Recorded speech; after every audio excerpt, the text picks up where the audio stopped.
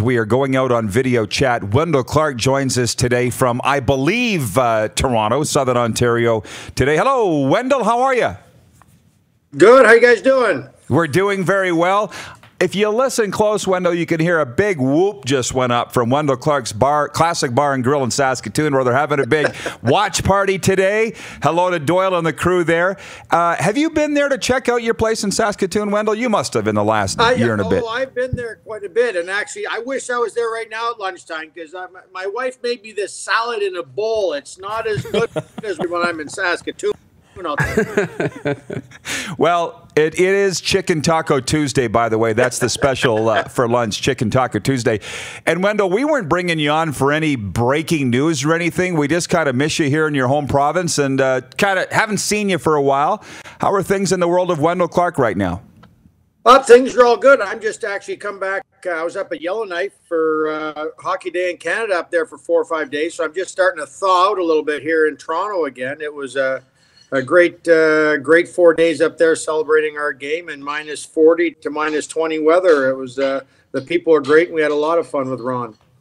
You know, when you go to these Hockey Day in Canada things, because you've been to several, what do the kids say? Well, let's just say specifically Yellowknife, but I mean, what are some of the questions and comments that you get from the kids? Well, no, it's great. Once you know the small communities, it's still hockey central. It's like you get the Yellowknife.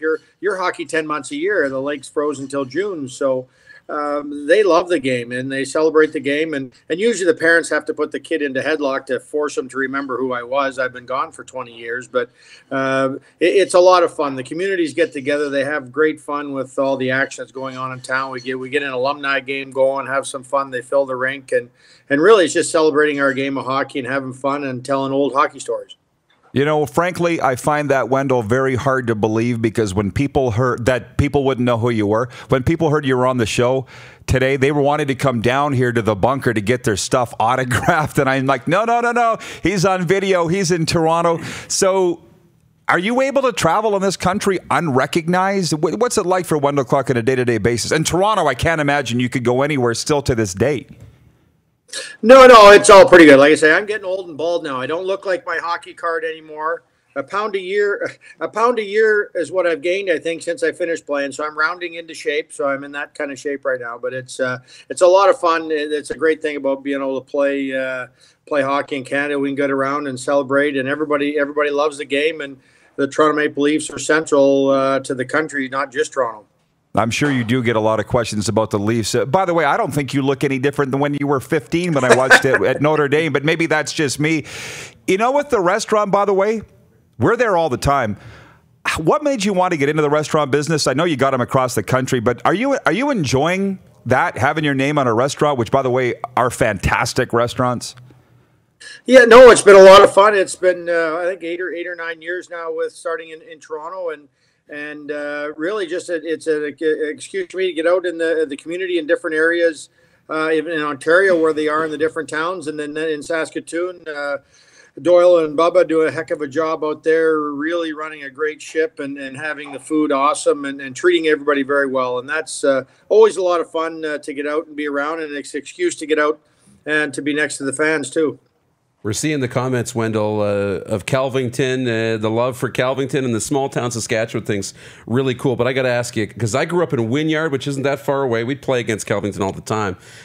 When's Calvington getting a new arena? Are they due? Because we just got one in Wynyard this past year. No, our new arena came in, I was bantam. I want to say bantam age is when we got the new arena. So I'd have been 14 when we got our from the other one that was getting condemned. And I remember driving the tractor in circles, packing the inside of the arena to put the artificial ice in. We didn't get artificial ice till I think I was age 14, 13 or 14. We got artificial ice in Calvington, and it's been hockey ever since. So our arena's in great shape, looking good. A couple banners hanging down there, and still a great hockey town. You know what? Now, if we're going to go down the road of old times, I got to ask you about Killer Kaminsky. Obviously, they named the rink after him in Churchbridge here this winter. Wendel, if you're not following, will probably be the SJHL Coach of the Year with what he's done with the LaRange Ice Walls. It's been simply spectacular. Your thoughts on your old buddy getting into coaching here in the SJ and having such success? Well, great, honest human being. Even outside of he's a very upfront guy and probably the toughest pound per pound guy that ever played the game at his weight and size, and he had skill on top of all that. And he's been coaching down south, and it's great to see him back in the SJ coaching and doing well there, because he's a very good person, and I think he would teach the kids a lot. He's played at a lot of different levels, understands the age group, and loves to give back. I remember a quick story on Killer. He got called up for the Saskatoon Blades, and in minor hockey, you bring your own pucks on the ice, but in junior, the home team provides the pucks for both teams. And we were playing a game in Prince Albert, and Killer was the first time up. So one of our pucks went down to the Prince Albert end. We said, "Oh yeah, we got to go down and collect them." So that's the rookie's job: go down and get the puck. So he skated down into the Prince Albert end with the Dave Mansons and Kenny Baumgartners, and he took a little bit of a beating getting out of there, but he come back with the puck all right. You're right about what a wonderful human being he is, and he's got so much to offer to those players, but also the SJ. Tarsi Shendelka's watching in Edmonton. He says, "What up, Wendel? Do you ever age? Holy hell." So they're loving you out here in the West, Wendel, as you know.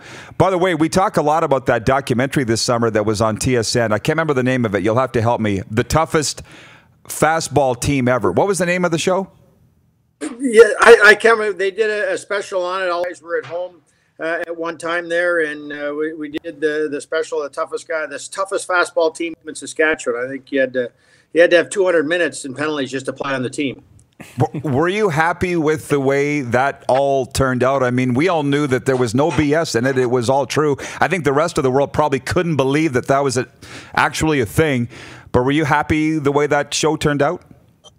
No, we were very happy. It all was great. It was great fun doing the show and seeing it later, bringing the guys. It's kind of new in pro sports today with the athletes, especially in hockey. They don't play any extra sports in case they get hurt. But we all played professional hockey and came home and in summertime came back and played on the Sunday ball tournaments. So there'd be Trent Yanni and Joey Kosher and Barry Melrose and Corey and Joey Kosher, and we had a ton of guys all coming together and have great Sundays playing in different towns throughout the province.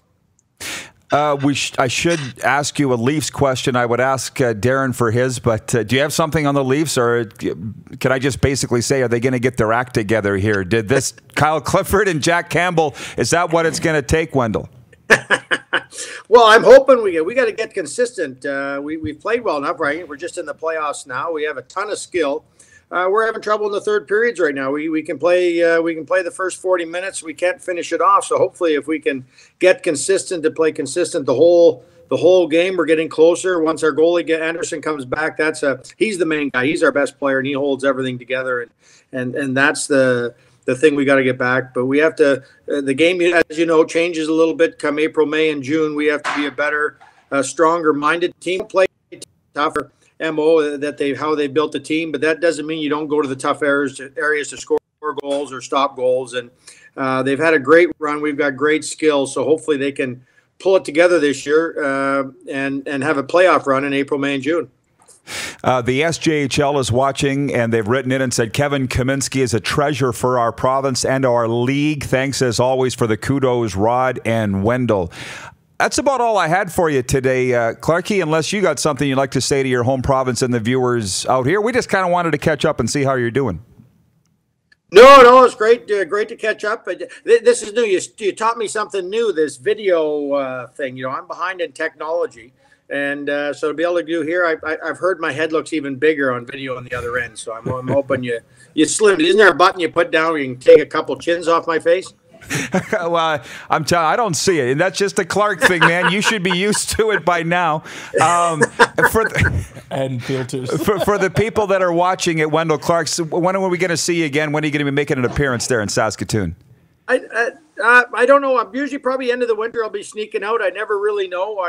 you book your schedule and things come up and that. So I usually sneak in now and again for lunch and hopefully be able to stay longer for dinner. But I'm usually coming and going and slide by Wendel's there when it's right outside the airport. Usually I'm coming through Saskatoon to go to another community, a small town somewhere to do a gig. And so whenever I have time, I stop in because that's where I get fed the best. I know. Us too. All right, Wendel, thanks for the time. Don't be a stranger. Good seeing you. All right. Thanks a lot, guys. You're watching Rod Pedersen On Demand. For more of The Rod Pedersen Show, visit rodpedersen.com or follow Rod Pedersen on social media.